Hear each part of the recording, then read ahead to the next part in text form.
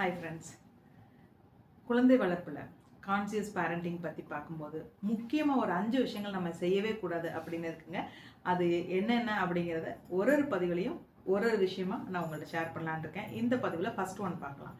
அதாவது, ஏன் குழந்தை தானே, நான் அதுக்கு ரொம்ப அன்பு செலுத்துகிறேன், அதுக்கு ரொம்ப பாசமாக இருக்கிறேன் அப்படின்னு நினச்சிட்டு எனக்கு கிடைச்ச பொக்கிஷம் அது ஒரே ஒரு குழந்தை அல்லது 2 குழந்தைங்க தான் இருக்காங்க, அவங்க தவம் இருந்து எனக்கு கிடைச்ச குழந்தைங்க, இந்த மாதிரிலாம் நம்மளை நினச்சிட்டு அந்த குழந்தைங்கள ஓவர் பேம்பர் பண்ணி பண்ணுறோம். அது பண்ணவே கூடாதுங்க.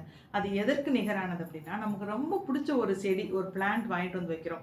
அதுக்கு வாட்டரிங் ஒரு டைம் கொடுத்தா போதும் ஒரு நாளைக்கு. ஒரு ஊட்டி ரோஸ்னு வச்சுக்கலாமே, மல்டி கலர்ஸில் இருக்கும், சைஸ் பெருசாக இருக்கும், நம்ம எல்லாருக்குமே ரொம்ப பிடிக்கும். ஸோ நான் ஹில் ஸ்டேஷன் போகும்போது நாங்கள் அதை வாங்கிட்டு வந்து வீட்டில் வச்சுட்டோம். அது சீக்கிரம் பூ பூக்கணுங்கிறக்காகவோ அல்லது நல்ல ஆரோக்கியமாக வரணுங்கிறக்காகவோ ஒரு நாளைக்கு ஒரு நேரம் அல்லது ஒரு கப்பு தண்ணி போதுமான அந்த சின்ன ஃப்ளவர் பிளான்ட்டுக்கு, ஒரு பிளான்ட்டுக்கு நம்ம நிறைய ரிப்பீட்டடாக 3 டைம் 4 டைம் தண்ணி ஊற்றிட்டே இருந்தால் என்னங்க ஆகும்? அதோட வேர் அழுகி போயிடும், வளர்ச்சி இருக்காது, அது வளராது, நம்மள்ட்டே அது மொத்தமாகவே இருக்காது இல்லையா?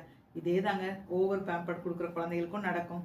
நாளைக்கு சொசைட்டியில் அவங்களால சொந்தமாக சுயமாக அவங்களோட சொந்த காலில் நிற்கிறதுங்கிறது பெரிய சேலஞ்சிங்காக இருக்கும். நம்ம குழந்தைங்க தான் கஷ்டப்படுவாங்க.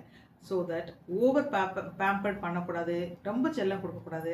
எனக்கு கிடைக்கல, அதனால என் குழந்தைக்கு என்ன வேணாலும் நான் வாங்கி தருவேன், அவங்க என்ன கேட்டாலும் நான் வாங்கி தருவேன், அவங்களுக்கு கஷ்டமே தெரியாமல் வளர்க்க போகிறேன் அப்படின்னு அந்த அந்த மாதிரி வளர்க்கப்படுற குழந்தைகள் அவங்களாக இயற்கையாகவே சொந்த காலில் நிற்கிறதுக்கோ ஒரு இடத்துல ஒரு சேலஞ்சிங் போய் அவங்க ஃபேஸ் பண்ணுறதோ ரொம்ப ஸ்ட்ரகிள் பண்ணுவாங்க ஃப்யூச்சரில். நம்ம குழந்தைங்கள நாமளே தாங்க கெடுக்கிறோம். அதில் ஃபஸ்ட்டு இந்த ஓவர் பேம்பர் தான். ரொம்ப செல்லம் கொடுக்க வேண்டாம், தேவையான இடத்துல கண்டிக்க வேண்டிய இடத்துல கண்டிக்கவும் செய்யணும். இதுதான் ஃபர்ஸ்ட் பாயிண்ட். அடுத்தது என்னன்னு அடுத்த பதிவில் ஷேர் பண்ணுறேன். நன்றி.